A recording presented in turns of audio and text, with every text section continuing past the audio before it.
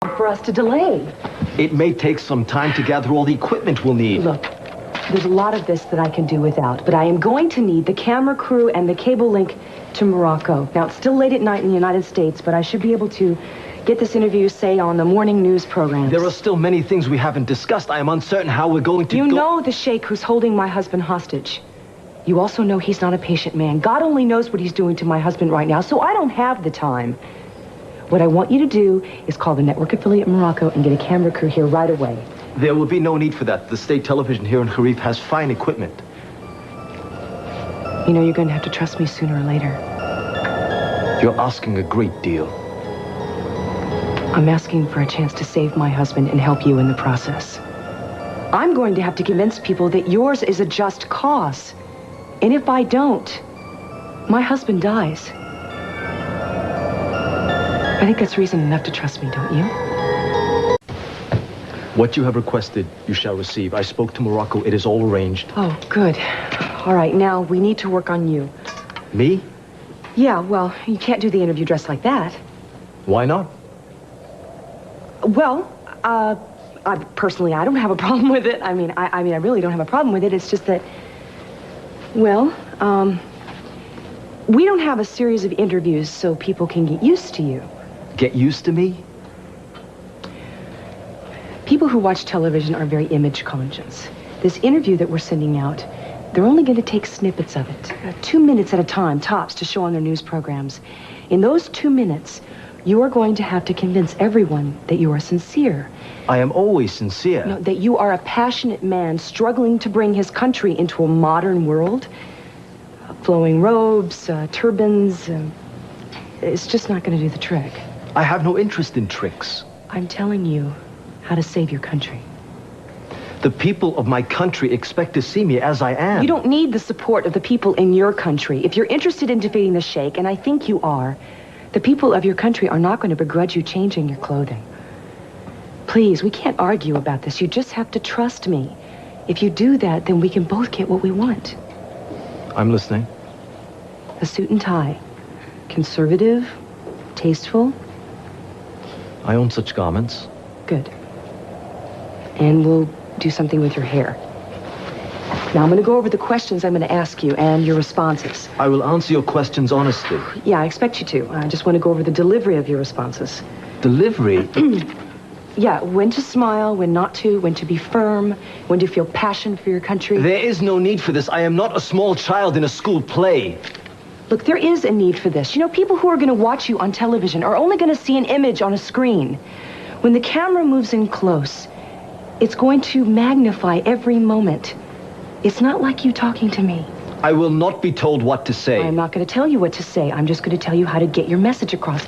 Look, the President of the United States gets lectured on his speech and how to say things all the time when he has a very critical debate. President Bush is also treated like this?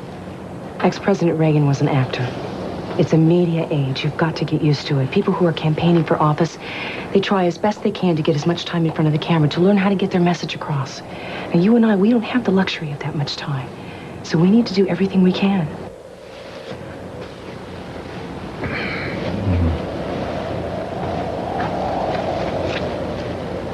Very well.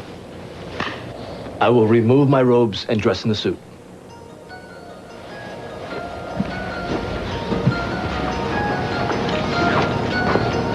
Do you really think this idea of yours will work? It has to.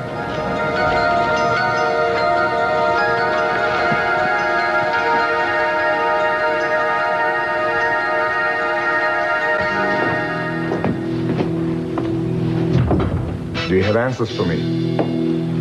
1,000 pardons, Bayim, but our sources have not yet discovered why this Castillo character is so important to the Pasha.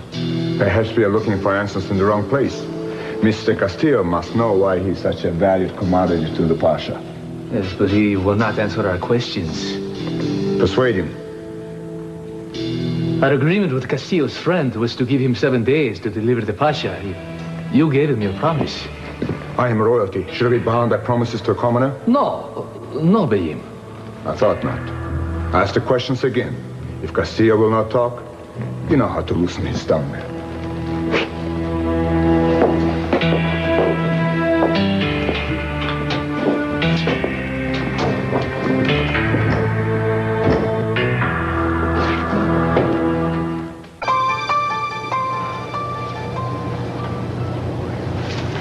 Excuse me.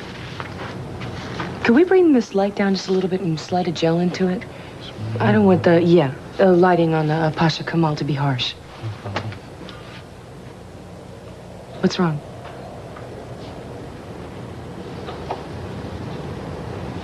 You have all seen men in suits before, have you not?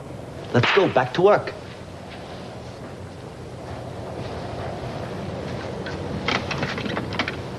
Does my new image meet with your approval? The suit is fine. I could do without the tie, but another time. We will sit over here. Yes, you will sit to my right. With any luck, we should be able to get this interview edited and sent out by satellite in, say, 3 hours. The Eastern countries should have it by tonight's news. The Far East should have it for the late news, and the States should have it by mid-morning tomorrow, and they can hype it all day. Within 24 hours, the Sheikh should be so shaken by world opinion that he won't attack your country, and he won't hurt my husband. Well, let's get on with it, shall we? All right. The lighting's all set now. All we need to do is just sit down and relax. Relax? Is that something I do between smiling too much and being serious too much? We've got plenty of tape. We'll just do it till you get it right. You tell me when you're ready. I am as ready as I suppose I shall ever be. Roll tape?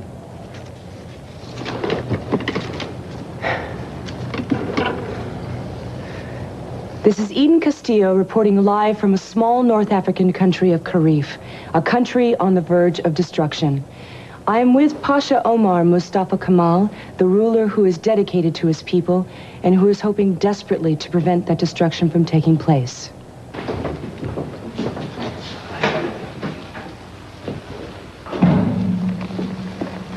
I trust our friend was more receptive to your questions.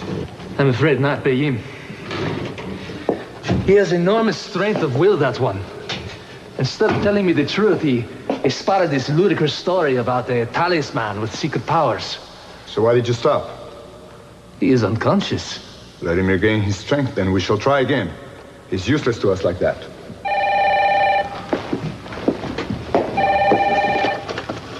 Sullivan.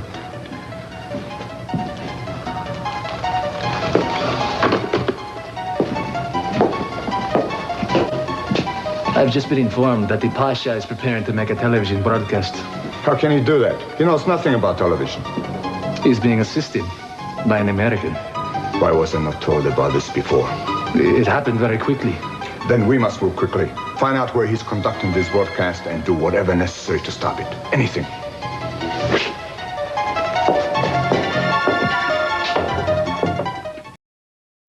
Two years ago, I watched as my father, my mother, my two sisters, and my beautiful young bride were executed before my eyes by Sheikh Idi Benadir. Well, there's no doubt about it. The camera loves you. I take it that means you feel I came across satisfactorily? You don't agree? Well, I have no way of knowing. I certainly did not feel like myself. Well, there's some that say that the camera has an unerring ability to show the real you. And if that's true, you came across very intelligent, very strong, like a passionate man for his people and his country. Who knows? Maybe you made yourself a few 100 million friends. It's hard to believe this will be seen everywhere. Beamed by satellite to every civilized country in the world. And some not so civilized. My face, my voice, my image. Selling a product. Like some idiotic television commercial. This is blasphemy. No, I am sorry. I will not allow this. I cannot allow it. What is blasphemous about wanting to save the lives of the people in your country? If you suppress this tape, the world will not know of your plight. The impending war will only be a paragraph in the history books. Is that what you want?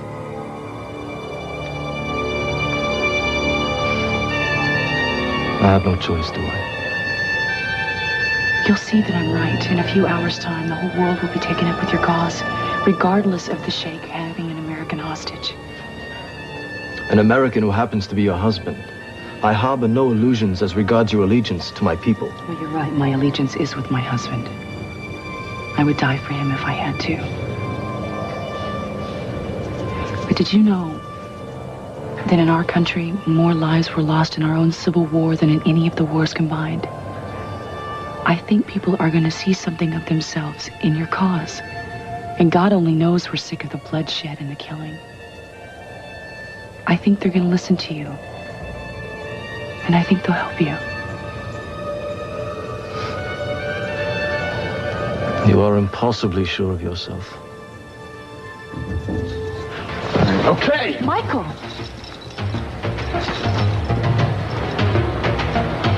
Defend him. We caught this man hiding in one of the servants' tents. I believe that you two are acquainted. Michael is a friend of mine, but I think you already know that. I almost did not recognize you without your native dress. As I recall, the last time I met you, you came as a friend of my dear friend Rahmid, bearing a most beautiful gift. Are you all right? I'm fine. She is, as you can see, unharmed.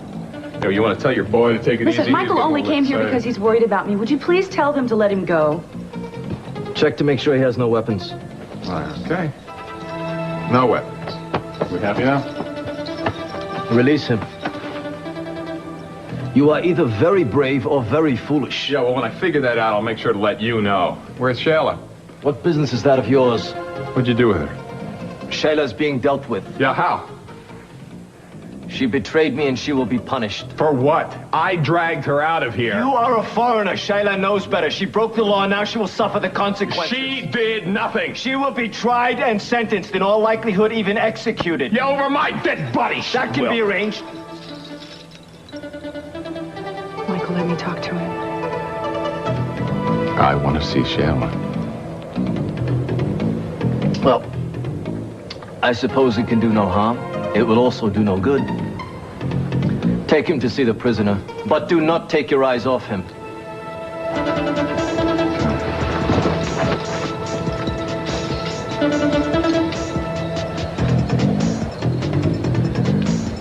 I guess I misjudged you. I thought you wanted to usher in a new age for your people. You know I do. Then prove it. Let Shayla go free. My country and order me to do everything you want. I thought I could reason with you. To set Shayla free would mean my losing face before my people. Well, then I think your people need to be told otherwise. How dare you presume that? What? That you're not just giving lip service to the people of Karif about wanting to bring them into a modern world? Well, then you're no better than a politician. Even you cannot speak to me this way. Well, you're going to take this girl against her will and marry her? I am a scholar and a leader of my people. I am not a barbarian. But are you your own man? An intelligent man? A peace-loving man who follows his heart? Do you love her?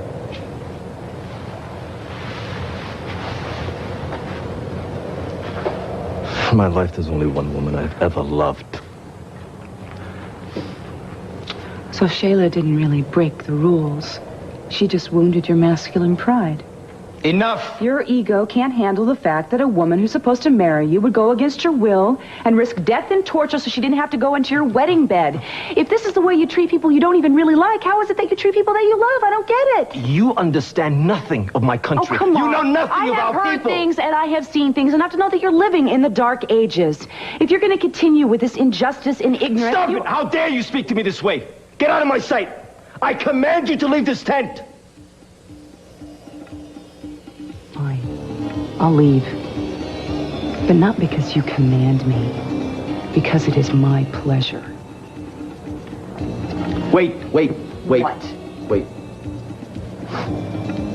Perhaps I have spoken too hastily.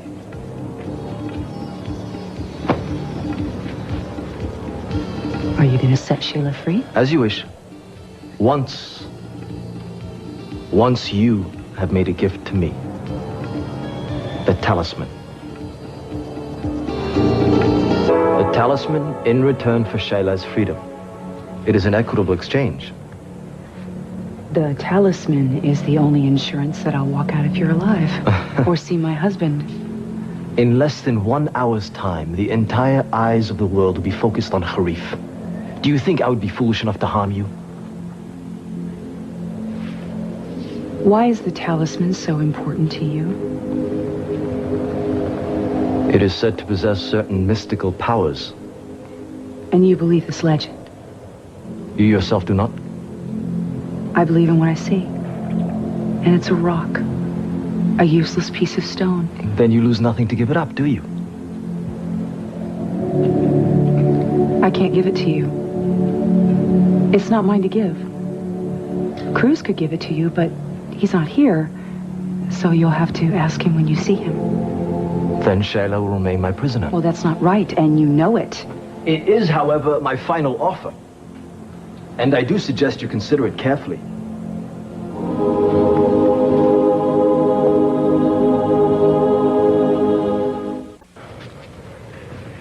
Everything okay? Yeah, for now. Shayla's just telling me about the virtues of her country here. You should be working with the Tribal Advisory Board. Yeah, well, no offense, Shayla, but I think on my next vacation I'm going to go somewhere safe, like Beirut. I do not blame you. You've hardly seen my country to its advantage. Yeah, well, I'll take your word for it on that. In the meantime, the Pasha and I have reached an impasse, and I'm going to need your help. Anything. Michael has told me of the risk you have taken for me. Is he going to let Shayla go? Not unless I give him the talisman, which I can't do. Can you tell me why it's so important to him? Pasha believes in the power of the stone, and that it will help him defeat his enemies. But it's useless without the one who has the gift to control it. The Pasha wanted Cruz to have a child with me, and the child could in turn use the stone to help our people. I don't believe it. I do believe it. I mean, as credible as it sounds. My master knew that your husband would never cooperate. He thought perhaps his offspring might. Well, I guess I have to find a way to make him understand he doesn't need the stone. I think I know how.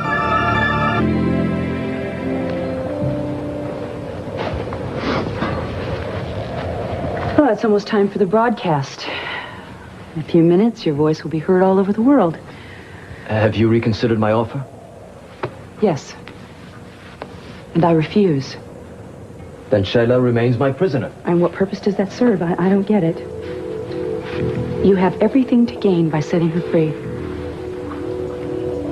You don't need the talisman to be strong. You are strong. When you told me about your wife and your family being murdered by the Sheikh, he may kill my husband. The only chance I have of seeing my husband again rides on the success of your appeal. If you keep Shayla and me and Michael here prisoner, it all falls on deaf ears. See, they're not going to believe you. They're not going to hear you until you prove you're a man of the people. All of the people. And you can do that by setting Shayla free. Mrs. Castillo, you are without a doubt the most obstinate, most willful, the most contrary creature it has been my misfortune to meet. So you're going to let her go? If it will silence you once and for all, yes. And you're going to let her out of her marriage contract? So be it. But my God, you are trouble. Oh, well, listen, I just have one more favor to ask of you. I just need to make a phone call to call my family back at home. Yes, because if they see the broadcast, they're going to worry about me. No, Yes. I forbid it. I will not allow it. This tiny country, 1/3 the size of the state of California, has found itself embroiled in a bloody civil war with its neighbor Kabir. Casualties have been on both sides, food and medicine in short supply. There are no hospitals here because there are no doctors. All able-bodied young men are conscripted to join the army at the tender age of 13. And who is this Pasha? However, there have been Omar reports Mustafa that Kamal of children as Karif. young as What the 10 hell is Eden have been doing killed there? along the Maybe border. be quiet for a second. No one Maybe we'll knows find why out. this war has started, or when. But everyone agrees that it must be stopped. Commander? 2 years ago, I watched as my father, my mother, my 2 sisters, and my beautiful young bride were executed before my eyes by Sheikh Edie Benadir. This same man now holds one of your Americans hostage. His life and the fate and future of my country now rests in your hands. Anybody say in the beginning whether this was live or not, or what God's name Eden is doing there? I think they said it was tape delayed. That doesn't help me a lot. I'm going to get the station manager of Channel 3 on the phone to find out what's going on, and then I'm going to talk to Cruz.